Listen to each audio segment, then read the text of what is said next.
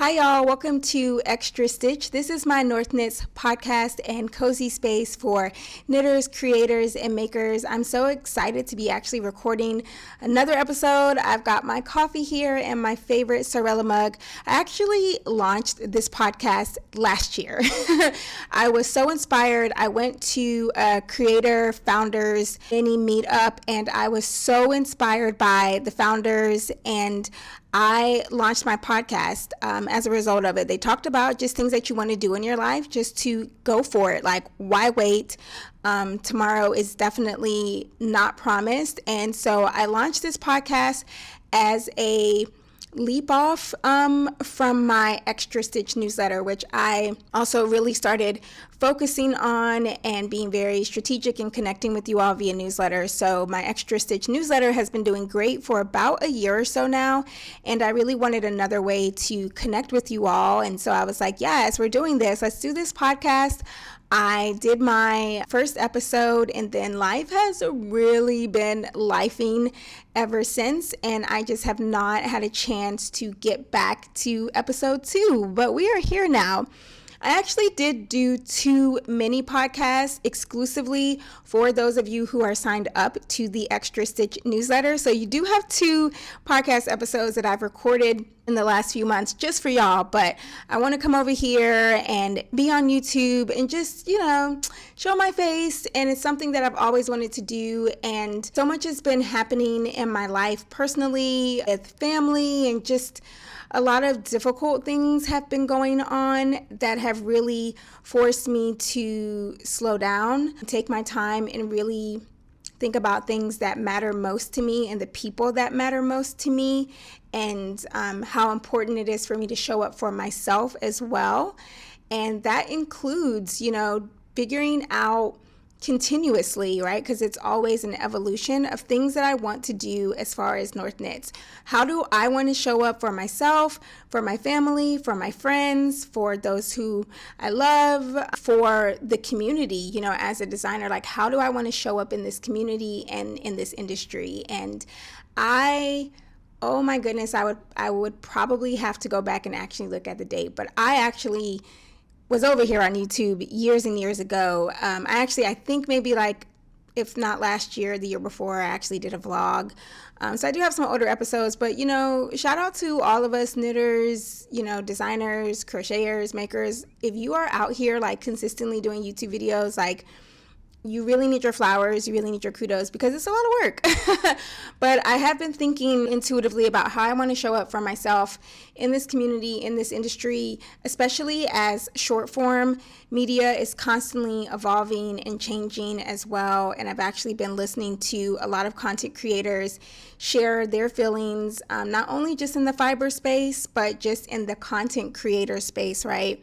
People are sharing a lot about how they feel with the speed and the rate of social media, how they feel about owning and really not owning their content, conversion, all the things, right? And one of the things that I recently listened to that has really stuck with me is the shelf life of social media content, right? You can spend anywhere from 3 hours to an entire day creating content that is specifically for social media, and that may have a shelf life of about 1 to 2 days, which is kind of, how do we feel about that, right? Is that something that makes us feel okay with it and we understand, or does it make us feel like time wasted? Does it make us feel bad when we may not possibly get a lot of views or likes or shares or converted customers or new followers? And from what I've been seeing in the social media space, specifically within fiber in our industry, it is a lot of negative reactions and emotions that comes out of so much time that's invested into social media content, and then it's crickets, or whether you have a large following or not so large of a following, and we're all just trying to figure it out, right? How do we want to show up? How can we show up in the world, specifically through social media apps, right? There's been a lot that's happened with social media, right? Everything from Meta to TikTok and everything in between. And so it's it just has a lot of content creators thinking, because a lot of us have put all of our eggs, right?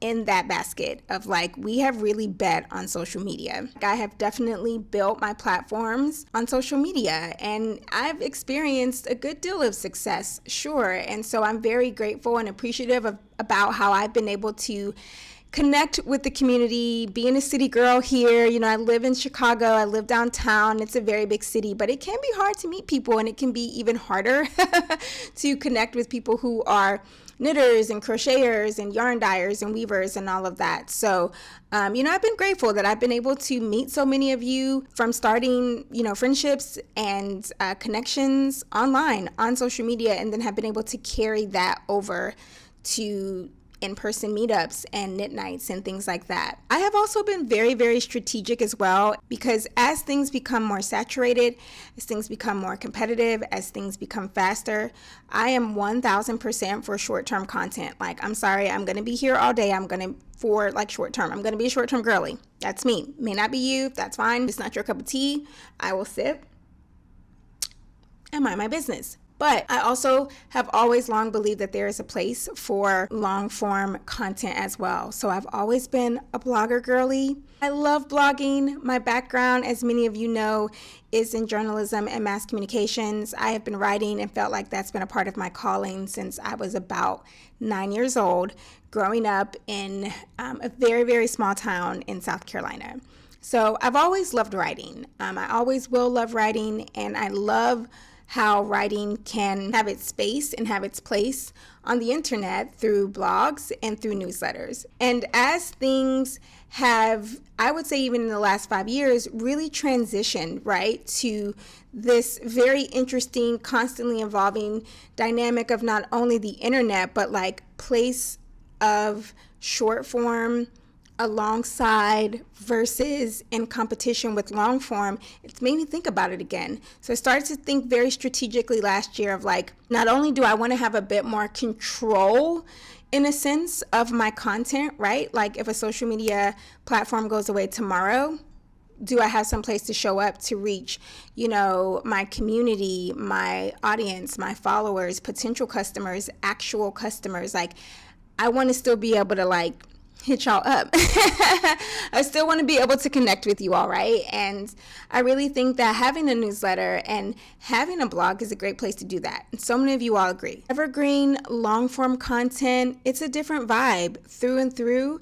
I think it allows us in many ways to be our more authentic self. You don't always have to be so stressed about, okay, what's the trend, right? Like, how do I make this cute and kitschy? Or like, what's the trendy music? And again, here for all of that. I love all of that. I talk to people in the industry where it's like they can't do it, they don't want to do it, it's not their cup of tea.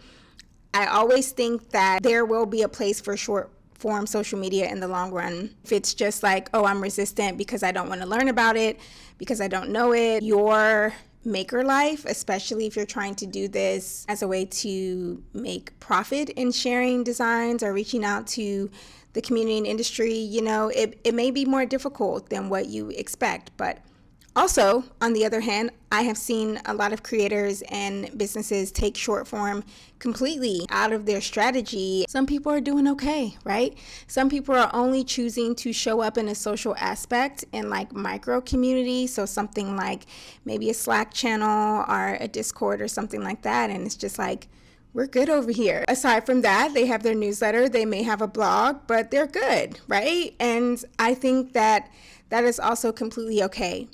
I think what is most important amongst all of this is you giving yourself the time and the space and the fortitude and the breath to think about, like, what do you want to do, right? Like, how do you want to show up? Me, I can be a very type A personality. I can be very much on the go. I will oftentimes put my work and what I'm doing and my dreams and my passions and my creative pursuits first, right? Like over everything else. And life has a very interesting way of reminding you of things and people that also matter, right? And that includes yourself, and like how we have to oftentimes learn these life lessons to be reminded to show up for ourselves.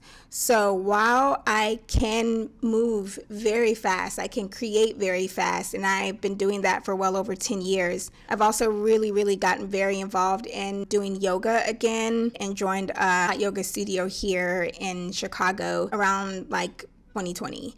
And it has literally changed my life. It forces me to slow down in the best way. It forces me to remember that oftentimes the most important thing that matters in my life as a woman, as a creative, as, all of the things, right, is my breath and my heart and my mind, and that it's important for me to be intentional about showing up for those things. Don't know if you needed to hear that. I've needed to hear that. Like, I am not being facetious when I say that life has been a season and it has been a journey in the last 2 months. I lost my brother-in-law very suddenly and tragically, and it has not been easy. And I've had some other things going on that have just been like, okay, I need my knitting right now for sure, of 100%, but I also am literally being challenged, right, and pushed through this season to think about things that matter to me, because it can be an entire shock to the nervous system when you realize like the impermanence of our lives and how it is so important to figure out how you want to show up in this world and to not waste time. You can't always live life of like just trying to figure it out. At some point you have to make decisions and you have to be strategic. Sometimes it's the most unexpected things in your life that remind you of that. And for me, my brother-in-law was one of my biggest champions specifically for North Knits and our maker life. As he and my sister were the ones that were like, one, you're not going to name it Jules Jam and Knits, because that was my idea. They were like, no, we really like North Knits. Like, that's a vibe. Like, go with that. Two, they were like, you absolutely have to pursue these ideas, because they're not just creative ideas, they're God-given ideas, right? And like, you not only should pursue it, but you have to. It's part of your calling.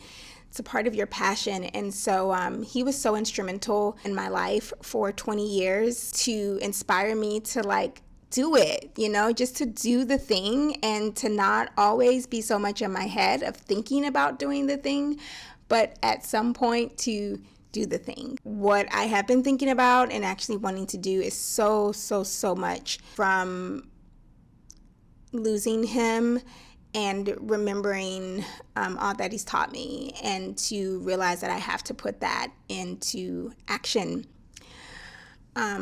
now, and that I want to, I've been picking up my knitting my little heart out, but also taking time, but also knitting. And it's sort of just been like this back and forth, right? And I think that through this, it has been reminding me that a lot of times that is the maker journey, right? That is the creative journey. That is how sometimes we show up to knitting.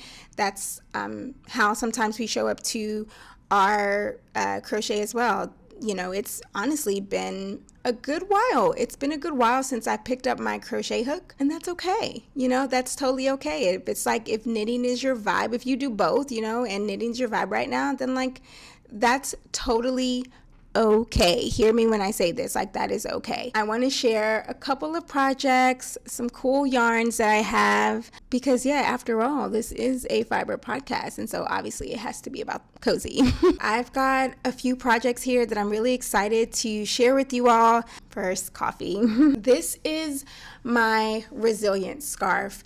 This is a scarf that I just released. You can get the pattern in my shop at northknits.online, and I also have a free version of this pattern available. I designed this in Hue Loco DK yarn. It features this beautiful, really approachable, very like beginner plus friendly ribbing, as well as like color work. So I knit this in the round in ribbing over 4 custom dyed yarn from the Hue Loco Rain or Shine collection. I also did a full yarn review of this yarn collection. If you haven't heard of Hue Loco, you need to get to know Hue Loco. Nicole and her team are a wonderful business and brand. I love Hue Loco. I have long knit with their yarns, and Everything is just so beautiful, and I was really excited to get a sneak peek of the Rain or Shine You're Mine collection that she released in February. And so I definitely knew that I wanted to design a piece with her gorgeous 10-piece collection. Nicole wanted to do something a little different from like just the more traditional Valentine's Day type of colors, and really wanted to talk about love a little bit of a different way, and basically how there are rainy moments when it comes to love in our life, with ourselves, with our friends, with our community, and there are sometimes like sunshine moments, right? And so she really told that story through a color story with different yarn colors here. These colors are amazing, and if you have them in your stash, I highly recommend. The 4 colors that I use is this Too Shall Pass, which is like this nice sage color, and then the chartreuse color is called Wonder, and then this fun sort of confetti with some beautiful chartreuse, pink, blues, reds, all of that is called Glee, and then the blue is called Feeling Blue ICU. So I really wanted to combine colors that felt, gleeful and happy, as well as the blues, for just like this really pretty color block, color pop scarf. And I love it. Oh gosh, like this again is knit on DK weight. Hue Loco is just amazing with her color dye work and actual like chef's kiss expertise. This is 100% superwash merino wool, and it is so very soft. It's very easy to work with. I knit this up on US 9 5.5 mm, and I just absolutely love it. It was my project that I have been working on over the last 2 months, when I did have those moments where I was just like, you know what, I don't have the energy to show up to social media. What I do have the energy and fortitude to do is to pick up my project and to knit, and it has brought me so much peace. So I'm very like proud of myself for finishing this project. I'm so thankful to Nicole and the Hue Loco team for always allowing me to be a part of their community, to share their beautiful yarns that they create with my audience and community. And it's really on my heart to create a pattern, and I knew that I was going to create something, something with the Rain or Shine vibes, but I didn't know exactly. And then life has definitely given me some lessons where I'm like, okay, yeah, not only rain or shine, but resilience. That's why I've named it the Resilient Scarf. Probably needed a hug, designed a knit scarf instead, but we're gonna roll with both, right? So many of you all have also been sending me virtual hugs. I spent a lot of time with family. So I have been getting my in real life hugs too, but yeah, also designed a scarf. You can get this scarf on my blog for free. If you do want a clean, printer-friendly version as well, you can also get it in my shop. Like comfy and cozy, especially with this transitional weather, which is why I think this is a really great piece. Chicago can't really make up its mind for spring, and it's cold outside right now. It's like 40 degrees, and I'm really close here to the lake, so the wind chill is definitely a thing. And so I wanted something where it's like, yeah, I'm still kind of warm, but I want to be able to put it under like a light jacket, not feel like too overwhelmed. So yes, this is my Resilient Scarf. Some of you have already grabbed the patterns. Yeah, love you, mean it. My next piece is a whip that I'm working on right now. This is a top-down in the round raglan that I will be releasing very soon with Lion Brand yarn. So I have been a long-time Lion Brand designer, like for years and years now, and I love creating patterns and exclusive kits just for them. I'm very honored for the opportunity to get to do that. Again, I started off making accessories for Lion Brand, and from there have definitely grown into creating garments, and you all love them as much as I do. I'm very passionate about creating garments that are simple, easy, minimalist, things that you can really put into as wearable into your wardrobe. Clearly, I'm all about color and texture and all of those things, but I also am like a girl that is into pieces that I can just toss on with like some jeans, sweats, or trousers, and it really be like a clean minimalist look. I'm a minimalist through and through. I've designed a sweater or two that has really had that minimalist aesthetic, and that's sort of where I'm going again for this whip. It doesn't have a name yet, but it does incorporate yarn that I've used for a Lion brand sweater before, my City Dream sweater, which is one of my most popular patterns to date. So if you've gotten my City Dream sweater, love ya, mean it. But I'm also working on this sweater, and it incorporates color theory. Now, I've actually created quite a few pieces with color theory yarn. I love the yarn. If you guys are not familiar with Two of Wands, get to know Alexi. She is a wonderful creative designer in the industry and in the community. She's very passionate, and she has created 2 yarns with Lion brand. One is Hue Me, and the other is this yarn. And it is called Color Theory. It is an all-season yarn. It has a great color palette. It is 100% acrylic. It is so soft. It works up so well. And I have designed a number of patterns with Color Theory, and I'm very excited to use it. Again, this is the color Satellite. So excited to share the finished piece, which will be available as a pattern and a kit very soon. Definitely always recommend full kits for my Lion brand designs, because you can get the yarn, you can get my pattern, you can get all the essentials, everything that you need ready to go. A lot of my pieces, I would say most of my pieces, are beginner, easy, beginner plus, and so that really takes a lot of the stress out of your maker life because you have the kit and it's ready to go. Okay, I want to share one acquisition. I will tell you all, I have a lot of yarn. I have a lot of yarn, and so I could do a full 1-hour podcast just about yarns easily. This is a new yarn, part of one of my recent acquisitions, and I've never tried this yarn before, but I really, really like it. So I was just recently home in the South with family, and I forgot one of my knitting needles. I forgot all my notions. I just literally rushed on the plane, just had my bag. I didn't have all the things that I needed for, to knit. And I was like, OMG. I was like, Mom, we got to go to the craft store ASAP. So we went to Michael's. It was a great experience. My sister was with me. She got some yarn.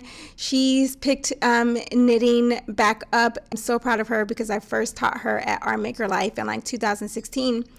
And she and my other sisters, they really didn't take to it. They were like, okay, we're flex, but go off. But now she has picked it back up again. We were in Michael's and I came across this yarn called Loops and Threads Impeccable. This is the color 01757. I've been in this light ice gray blue era lately. My sister was like, yeah, this is the yarn color that you should get. It is acrylic. It's 285 yards, 4.5 ounces. But I actually just wanted something completely mindless during certain points of my time with my family. I started making another free pattern that I have so many free patterns. It is my Simple Season Warmer. I released this pattern with a great, amazing yarn. I didn't have it with me on my trip, so I just was wanting to try this loop and threads, and so I was like, I'll make a Simple Season Warmer. It is a heavier weight, but I've just been exploring with it, and we'll see where it goes. But I actually am modifying the weight, but I actually am making my Simple Season Warmer, which is a free pattern available as well, and it's just really beautiful, very meditative garter stitch. I also got these really pretty gold needles. Is 5.0 mm. I highly recommend. I love the gold. I'm all about gold everywhere, gold jewelry, gold notions. Give me all the gold. I have lots more patterns and acquisitions that I am planning on being very consistent to share with you all, but these are some of my currents right now, and I'm really enjoying it. In between my time of knitting and designing, I am also working with the Our Maker Life team. Shout out to Hannah Thiessen, who has recently come on as a board member and an advisor and just a teammate with Our Maker Life in the last just about year, and she's absolutely phenomenal. And we are planning this year's Our Maker Life meetup. We paused for 2024, so we are absolutely thrilled to be back for 2025. And so we have some big fun announcements about what we're going to be doing for Our Maker Life this year. Can't share all the tea just yet, but very soon, and I'm very excited about it. If you are not familiar with Our Maker Life, I am the founder of Our Maker Life. Obviously, I'm the founder of North Knits as well. well, which is really the design side of how I show up in the fiber community here. I do, again, specifically really like to focus on, at least in the last few years, knitting, but I love to crochet as well. I've taught crochet all across the country. So when I'm not doing North Knits, I'm still loving our community and industry. And I launched a offline community networking conferencing meetup group for us called Our Maker Life. I launched Our Maker Life with 4 fellow fiber artists in the community. So the 5 of us really wanted to create a safe place and a safe space to meet up with fellow makers who were running small businesses like us, and who were connecting with people online and social media like us. But like us, oftentimes we just feel burnt out for how we showed up to social media, wanted to have more intimate, closer connections with fellow makers in the industry, and also businesses and brands, big brands like Michael's, big brands like Joann's, big brands like We Are Knitters, big brands like Yarnalia, local yarn stores. And so we launched Our Maker Life, which is a meetup for makers by makers. It is for knitters, crocheters, designers, social media influencers, creatives, people who just love yarn and are fiber hobbyists, all of the things. And we have annual in-person events where we get together, we hear from a keynote speaker, someone who is thriving and shining in how they show up to their maker life. And we also have a panel of creatives who talk about everything from the maker life, from their own perspective, to business, to social media, to all of these things, right? It's a full day, almost weekend long event, and we have met up all across the world since launching in 2016. So we have met up in New York City, in Toronto, here in Chicago, in Calgary, Canada, in Portland, Oregon, and in Denver, Colorado. And so we're going to be meeting up in a really amazing place that we'll be sharing very soon this year. And I'm just so thrilled. Every single time I meet up and we have this meetup, it just refreshes my spirit and it refreshes my soul. We usually have a bit over 100 people that come together and we meet up, network, we drink coffee, we knit, we crochet, we chat, we do all of the things, and we just really revive, who we are and how we're choosing to show up in the community. We also get challenged, right? We have a chance to pitch ourselves and advocate for ourselves. So Our Maker Life has definitely been a wonderful passion project of mine in the industry. I'm so, so grateful for all of the years that I've been able to host the annual events, and I'm very grateful to keeping that going. If you have not checked out Our Maker Life, you can go to our website, ourmakerlife.org, and read all about our stories, see all of our past events, connect with us on social media as well, and sign up for our newsletter so that you can stay in the loop. Well, thank you so much for joining me on this podcast, episode 2 in 12 months. Look at me. I'm going to go keep knitting, and you keep knitting and crocheting and making and dyeing and exploring fiber, and keep those vibes way, way, way up. Bye.